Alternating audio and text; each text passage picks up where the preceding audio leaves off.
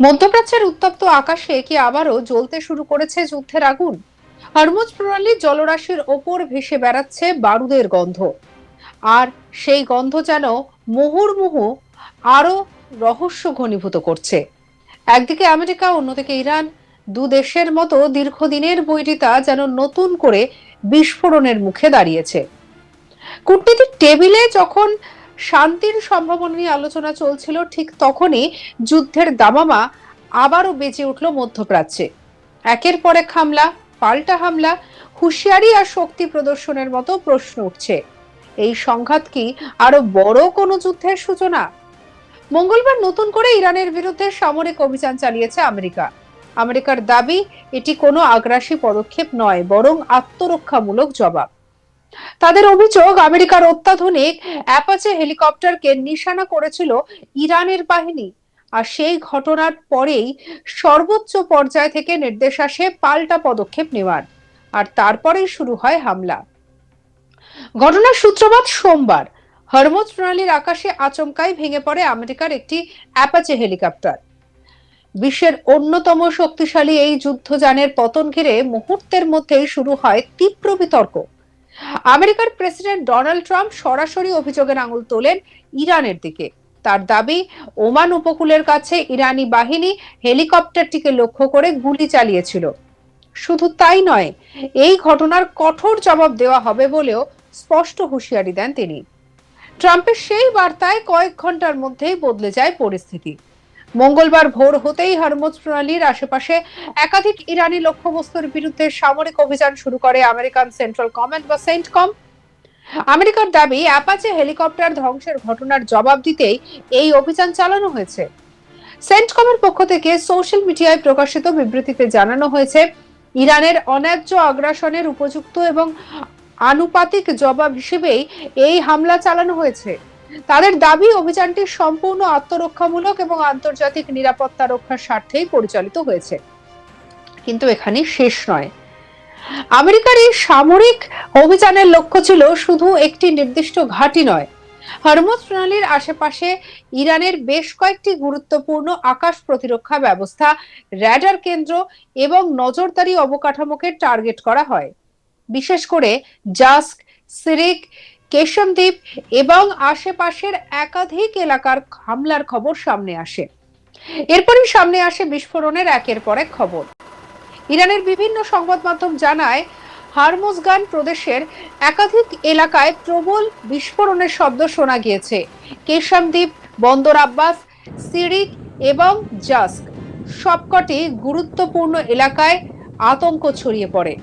স্থানীয় বাসিন্দাদের দাবি, গভীর রাতে নিরাপত্তা ভেঙে একের পর এক বিস্ফোরণে কেঁপে ওঠে এলাকা। ইরানি সংবাদ সংস্থাগুলোর তথ্য অনুযায়ী, কেশম দ্বীপ এবং বন্দর আব্বাসের আশেপাশে একাধিক বিস্ফোরণের শব্দ শোনা যায়। সিরিক শহরে একটি ক্ষেপণাস্ত্র আঘাত এনেছে বলেও নিশ্চিত করা হয়েছে। এই ধরনের হামলার খবর সামনে আসে জাস্ক এবং কুহ-ই মোবারক এলাকা থেকে। এই হামলার পরপরই মুখ খুলে ইরানের ইসলামিক রেভলিউশনারি গার্ড কর্পস বা আইআরজিসি। তাদের দাবি, আমেরিকা মিথ্যা অজুহাত দেখিয়ে ইরানের সার্বভৌম ভূখণ্ডে হামলা চালিয়েছে। এই আক্রমণকে তারা দেশের সার্বভৌমত্বের উপরে আঘাত হিসেবে বর্ণনা করেছেন।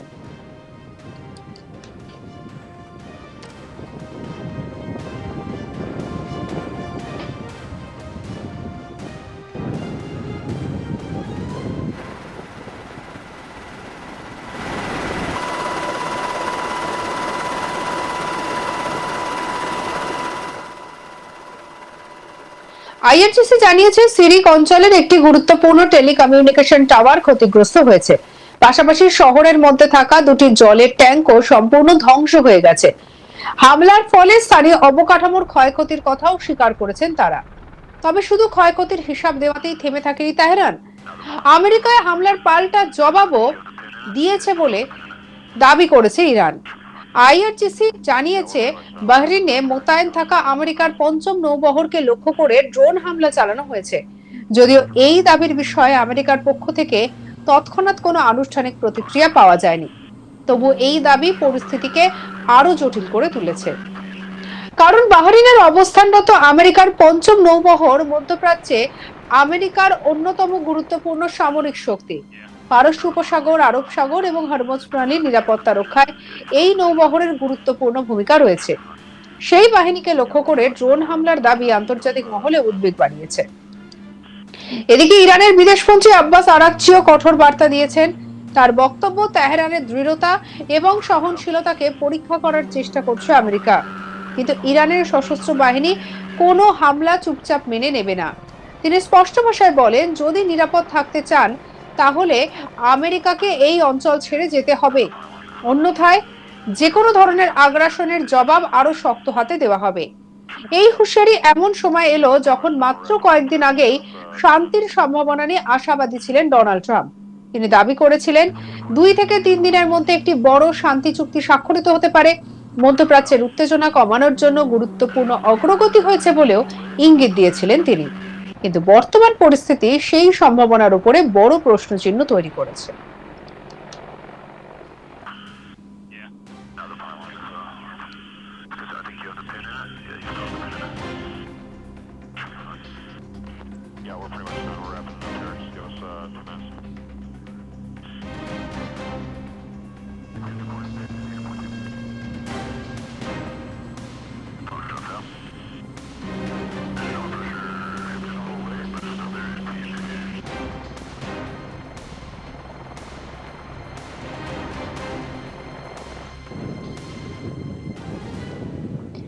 বিশ্লেষকদের মতে হরমুজ প্রণালীকে কেন্দ্র করে সংঘাত বাড়তে থাকলে তার প্রভাব শুধু আমেরিকা এবং ইরানের মধ্যে সীমাবদ্ধ থাকবে না, কারণ বিশ্বের মোট তেল পরিবহনের একটা বড় অংশ এই জলপথ দিয়েই যাতায়াত করে।